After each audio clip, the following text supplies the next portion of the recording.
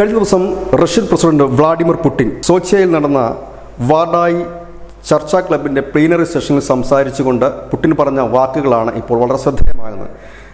Putin പറഞ്ഞത് ഇന്ത്യയും റഷ്യയും തമ്മിൽ വളരെ കാലത്തെ ബന്ധമുണ്ട്, ദൃഢമായ ബന്ധമാണ്. സമസ്ത മേഖലയിലും ഇപ്പോൾ അത് കടന്നു കയറിയിരിക്കുന്നു. ഓരോ ദിവസം കഴിയുന്തോറും ആ ബന്ധം വളരുകയാണ്. പക്ഷേ ഈ അവസരത്തിൽ ഞാൻ നിങ്ങളോട് പറയാൻ ആഗ്രഹിക്കുന്നു, ഇനി ഞങ്ങൾ, അതായത് റഷ്യ, ഇന്ത്യക്ക് ആയുധം വിൽക്കില്ല. പകരം ഞങ്ങൾ ഒരുമിച്ചിനി ആയുധങ്ങൾ നിർമ്മിക്കും. ബ്രഹ്മോസ് അതിനൊരു ഉദാഹരണം മാത്രമായിരുന്നു.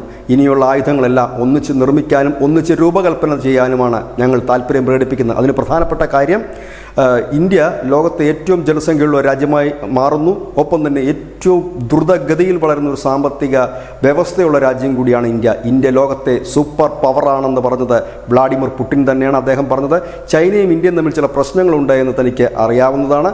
ഇപ്പോൾ ഇരു രാജ്യങ്ങളും അതിൽ വിട്ടുവീഴ്ചയ്ക്ക് ആകുന്നു എന്നുള്ള സൂചനകൾ തന്നെയാണ് പുറത്ത് വരുന്നത്. അവർക്കതിന് കഴിയുക തന്നെ ചെയ്യും. കാരണം ഇന്ത്യയെപ്പോലെ ഒരു വലിയ രാജ്യത്തിനും ചൈനയെപ്പോലെ ഒരു രാജ്യത്തിനും വിട്ടുവീഴ്ച ചെയ്ത് മുൻപോട്ട് പോകാൻ കഴിയുമെന്ന് തന്നെയാണ് താനതിൽ പ്രതീക്ഷിക്കുന്നത് എന്നും പുടിൻ പറഞ്ഞു. ഏതായാലും ഇന്ത്യ, ചൈന, റഷ്യ എന്ന ആ ഒരു കൂട്ടുകെട്ടിൻ്റെ ബന്ധം ഈ അടുത്ത കാലത്ത് വളരെ ശക്തമായി വരുന്ന ചില സൂചനകളും കാണാൻ കഴിയും. ഏതായാലും പുടിൻ പറഞ്ഞ മറ്റൊരു കാര്യം, ഇന്ത്യൻ സൈന്യത്തെ നോക്കൂ, അവർ ഉപയോഗിക്കുന്ന ഭൂരിഭാഗം ആയുധങ്ങളും ഞങ്ങളുടേതാണ്.